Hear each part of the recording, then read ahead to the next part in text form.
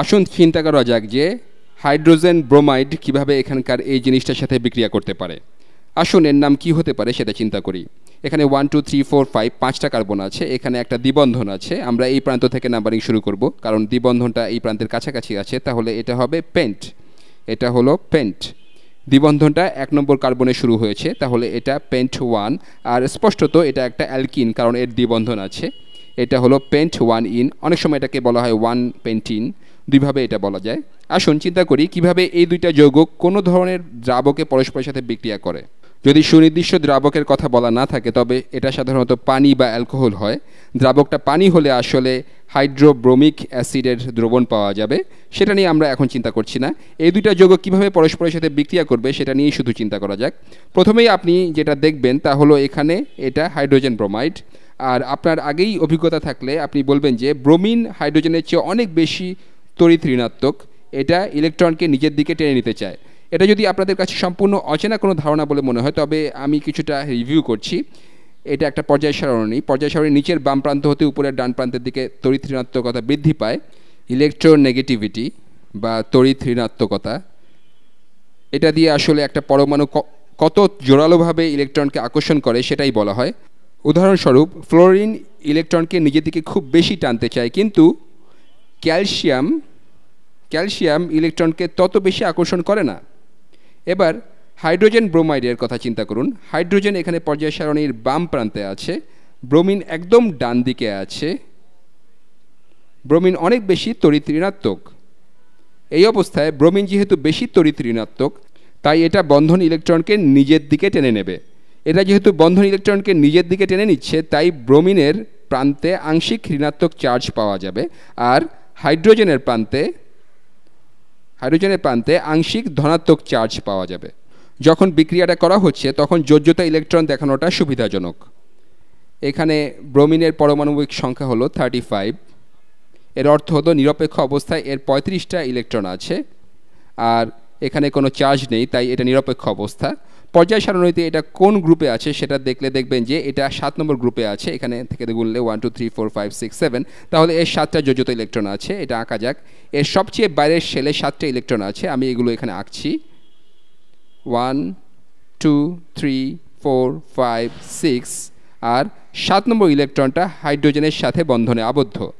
হাইড্রোজেনের একটা ইলেকট্রন আছে, হাইড্রোজেনের একটা ইলেকট্রন এখানে আছে, তাহলে এই দুইটা পরস্পরের সাথে বন্ধনে যুক্ত হচ্ছে। আর এরা এমন আচরণ করে যেন মনে হয় যে এই দুইটা ইলেকট্রনই দুইটা পরমাণুর, সেজন্য এর শক্তি স্তর কম হয় বা এটা কিছুটা বেশি সুস্থিত হয়, সেজন্য এই বন্ধনটা গঠিত হয়। সে যাই হোক, এখানে কি ঘটতে পারে সেটা চিন্তা করা যাক। এই ব্রোমিন অনেক বেশি তড়িৎ ঋণাত্মক তাই সে এই ইলেকট্রনটা ছিনিয়ে নিতে চায়, সে হাইড্রোজেনের এই সবুজ ইলেকট্রনটা নিয়ে নিতে চায়। আর সেটা হয়তো ঘটেও, সেরকমই ঘটতে পারে। আমি এটা এঁকে দেখাই, হয়তো সেটাই ঘটে। ব্রোমিন এই সবুজ ইলেকট্রনটা নিয়ে নিচ্ছে, ইলেকট্রনটা ব্রোমিনের নিকটবর্তী হতে থাকে। যদি অন্য কোনো জায়গা থেকে এই হাইড্রোজেনটা ইলেকট্রন পেয়ে যায় তবে এটা ব্রোমিনের কাছে চলে যাবে। ব্রোমিন চায় এরকম কিছু ঘটুক কারণ এটা খুব তড়িৎ ঋণাত্মক। তাহলে এই হাইড্রোজেন যে ইলেকট্রনটা হারাতে বসেছে সেখানে বসানোর জন্য আরেকটা ইলেকট্রন সে কোথায় পেতে পারে? এখানে একটা দ্বিবন্ধন আছে, হয়তো এই দুইটা কার্বনের কোনো একটা ইলেকট্রন হারাবে। বিক্রিয়ার এই পর্যায়ে কোন কার্বন থেকে ইলেকট্রনটা বের হয়ে আসার সম্ভাবনা বেশি সেটা নিয়ে আমরা পরবর্তী ভিডিওতে আরও কথা বলবো, কিন্তু সহজবোধ্যতার জন্য এখানে ধরে নেওয়া যাক যে এখানকার এই কার্বনটা একটা ইলেকট্রন ছেড়ে দেবে। এর যোজ্যতা ইলেকট্রন কয়টা একটু রিভিউ করছি। পর্যায় সারণীতে কার্বন এখানে আছে, সুস্থিত অবস্থায় এর 6টা প্রোটন আর 6টা ইলেকট্রন আছে। এর মধ্যে 2টা প্রথম শেলে থাকে, বাকি চারটা হলো এর যোজ্যতা ইলেকট্রন। আপনারা দেখতে পাচ্ছেন যে এটা 4 নম্বর গ্রুপ, 1 2 3 4। আমরা এখন এগুলো চিন্তা বাদ দিচ্ছি, আমরা এখানে এগুলো নিয়ে কাজ করব না, তাই এখন এগুলো নিয়ে চিন্তা করছি না। এর 4টা যোজ্যতা ইলেকট্রন আছে। বেশিরভাগ ক্ষেত্রেই আপনি গ্রুপ নম্বর এভাবে গণনা করবেন, আপনাকে এখন মাঝখানের ধাতু আর অন্যান্য কিছু নিয়ে চিন্তা করতে হবে না। এর 4টা যোজ্যতা ইলেকট্রন আমি এখানে দেখাই, 1 2 3 4, 4টা যোজ্যতা ইলেকট্রন। এর 1 নম্বর শেলে 2টা সহ মোট 6টা ইলেকট্রন আছে, কিন্তু আমরা শুধু বাইরের 4টা আঁকলাম। তাহলে আমরা বলছি যে এই সবুজ ইলেকট্রনটা ব্রোমিনের কাছে যেতে পারবে যখন হাইড্রোজেনটা এখানকার এই কার্বন থেকে একটা ইলেকট্রন নিতে পারবে। সেটা আঁকা যাক। এখানকার এই ইলেকট্রনটা হাইড্রোজেনের কাছে যাবে, আর এই ইলেকট্রনটা হাইড্রোজেনের কাছে যাওয়ার সাথে সাথেই সে এই ইলেকট্রনটাকে ব্রোমিনের কাছে যেতে দেবে। আর এটা ঘটার সময় অবশ্যই এরা এত দূরে থাকবে না, এটা ঘটার জন্য একটা নির্দিষ্ট দিক হতে একটা নির্দিষ্ট শক্তিতে এদের মধ্যে কোনো ধরনের সংঘর্ষ ঘটতে হবে। হয়তো এই হাইড্রোজেনটা এখানকার এই অংশটার খুব কাছাকাছি যেই সময় আসছে ঠিক তখনই এই ইলেকট্রনটাকে ব্রোমিন নিজের দিকে টেনে নিচ্ছে, ফলে এখানে আংশিক পজিটিভ চার্জ উৎপন্ন হচ্ছে যেটার দিকে এই ইলেকট্রন আকৃষ্ট হচ্ছে, আর এই ইলেকট্রনটা তখন ব্রোমিনের কাছে চলে যাচ্ছে। এটা সবসময় ঘটবে না, কিন্তু এটাই হলো এই বিক্রিয়ার কৌশল। এই পুরো ধাপটাই একই সাথে ঘটবে। একটা ইলেকট্রন এখান থেকে হাইড্রোজেনের কাছে যাবে, ঠিক একই সময়ে হাইড্রোজেনের ইলেকট্রনটা ব্রোমিনের কাছে যাবে। এই ধাপের পর কি ঘটবে? এই ধাপটা সম্পন্ন হওয়ার পর সব কিছু দেখতে কীরকম হবে? এখানে ব্রোমিনটা একটা ইলেকট্রন লাভ করেছে, তাহলে এটা এবার একটা ব্রোমাইড আয়নে পরিণত হবে। আমি সেটা এভাবে আঁকছি। এটাতে এর 7টা যোজ্যতা ইলেকট্রন ছিল, 1 2 3 4 5 6 7। আর এইমাত্র সে হাইড্রোজেনের কাছ থেকে একটা ইলেকট্রন নিয়ে নিয়েছে। এটা হাইড্রোজেনের কাছ থেকে একটা ইলেকট্রন সরিয়ে ফেলতে পেরেছে, এই ইলেকট্রনটা সরিয়ে ফেলতে পেরেছে। এখন এটা যেটা পেন্ট 1 ইন বা 1 পেন্টিন ছিল সেটা এবার দেখতে কেমন হবে সেটা আঁকা যাক। এখানে একটা কার্বন থাকছে, এর সাথে একটা হাইড্রোজেন, আরেকটা হাইড্রোজেন, এরপর থাকছে একটা কার্বন, এরপর হাইড্রোজেন, এরপর এখানে থাকছে বাকি চেইনটা, এখানে বাকি চেইনটা থাকছে, কিন্তু এখানে এই দ্বিবন্ধনটা ভেঙে গেছে।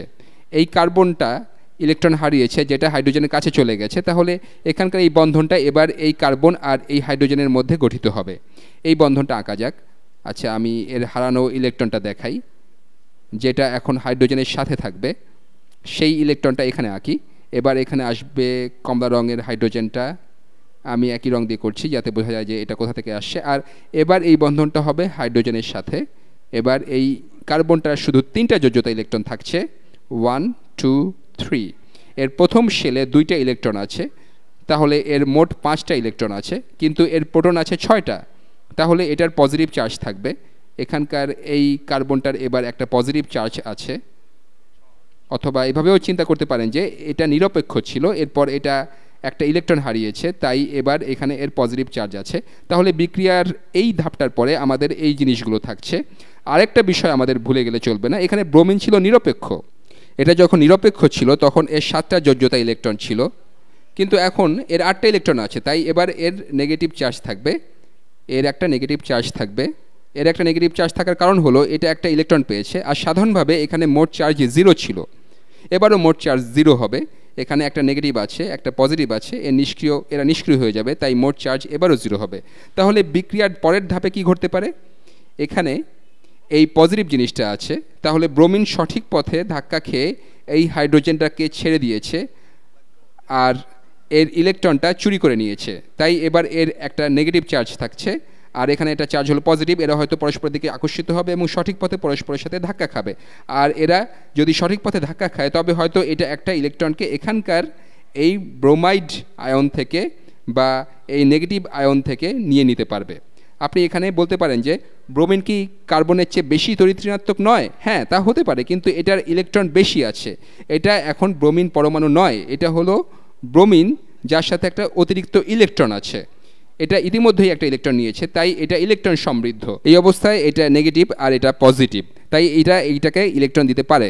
তাহলে এরা যদি সঠিক দিক থেকে ধাক্কা খায় তবে এখানকার এই ইলেকট্রনটাকে কার্বনটা সরিয়ে এখানে নিয়ে আসতে পারে, কার্বনটা ইলেকট্রনটাকে সরিয়ে আনবে। আমি এবার একটা টার্মিনোলজি বলছি যেটা নিয়ে ভবিষ্যতে আরও বিস্তারিত কথা বলবো। এখানকার এই পজিটিভ কার্বনটাকে বলা হয় কার্বোক্যাটায়ন। এটা হলো কার্বনের পজিটিভ আয়ন, এখান থেকেই এই শব্দটা এসেছে। সে যাই হোক, যদি এই ইলেকট্রনটাকে এই কার্বন সরিয়ে আনে তবে এখানে একটা বন্ধন গঠিত হবে। মনে রাখবেন যে এখানকার এই ইলেকট্রনটা কিন্তু আসলে এখানকার হাইড্রোজেনের সাথে বন্ধনে যুক্ত ছিল। আপনারা কল্পনা করতে পারেন এটা এবারও এখানকার এই পার্পল বা ম্যাজেন্টা ইলেকট্রনের সাথে জোড়বদ্ধ হবে। যদি এখানকার এই জিনিসগুলোতে এসব ঘটে তবে পরবর্তী ধাপে যেটা ঘটবে তা হলো অণুটার এই প্রান্তে থাকবে কার্বন, হাইড্রোজেন, হাইড্রোজেন, এরপর থাকবে এই কমলা হাইড্রোজেন যেটা হাইড্রোজেন ব্রোমাইড থেকে এসেছে। এরপর আসবে এখানকার এই কার্বনটা, এর সাথে যুক্ত আছে হাইড্রোজেন, আর এখানে থাকছে বাকি চেইনটা CH2 CH2 CH3। আর এবার যেহেতু এটা একটা ইলেকট্রন নিয়ে নিচ্ছে তাই ব্রোমিনের সাথে এর বন্ধন গঠিত হবে। এটা আঁকা যাক। এই কার্বনটা এই ইলেকট্রনটা চুরি করবে, এখানে বন্ধন গঠিত হবে, এটা এই ইলেকট্রনটা চুরি করছে, সেই ইলেকট্রনটা এখন কার্বনের সাথে থাকবে। আমি এটা বন্ধনের এক প্রান্তে আঁকছি, বন্ধনের অন্য প্রান্তে এই ম্যাজেন্টা ইলেকট্রনটা আসবে যেটা ব্রোমিনের। তাহলে ব্রোমিন একটা ইলেকট্রন হারিয়ে আবার নিরপেক্ষ হয়ে যাবে। এবারও এর 1 2 3 4 5 6 7 সাতটা যোজ্যতা ইলেকট্রন থাকবে। কার্বন এবার নিরপেক্ষ, কারণ এটা একটা ইলেকট্রন পেয়েছে। এবার এর 1 2 3 4 চারটে ইলেকট্রন আছে, তাহলে সবাই আবারও খুশি। তাহলে এই ভিডিওতে আমরা একটা বিক্রিয়া কৌশল পেলাম। ভবিষ্যতে আমরা এটা ঘটার সম্ভাবনা কীরকম বা এটা কত দ্রুত ঘটতে পারে সেটা নিয়ে কথা বলবো। আমরা হাইড্রোজেন ব্রোমাইড আর 1 পেন্টিন বা পেন্ট 1 ইন নিয়ে শুরু করে এই জিনিসটা পেলাম। কোনটা বেশি তড়িৎ ঋণাত্মক আর কোনটা ইলেকট্রন নিতে পারে বা হারাতে পারে সেটা নিয়ে চিন্তা করে আর ইলেকট্রনকে বিভিন্ন খানে ঠেলে দিয়ে আমরা এটা পেলাম। একটু রিভিউ হিসাবে দেখা যাক যে এই জিনিসটার নাম কি। এখানে আছে 1 2 3 4 5 পাঁচটা কার্বন, তাহলে এটা হবে পেন্ট। আর এটা একটা অ্যালকেইন, কারণ কোনো দ্বিবন্ধন নেই, তাহলে এটা পেন্টেইন। এর সাথে একটা গ্রুপ যুক্ত আছে, তাহলে এই গ্রুপের কাছের প্রান্ত হতে নাম্বারিং করতে হবে 1 2। এটা হলো 2 ব্রোমোপেন্টেইন। তাহলে আমরা একটা বিক্রিয়া কৌশল বের করতে পারলাম যেখানে হাইড্রোজেন ব্রোমাইড আর 1 পেন্টিনের বিক্রিয়ায় 2 ব্রোমোপেন্টেন উৎপন্ন হচ্ছে।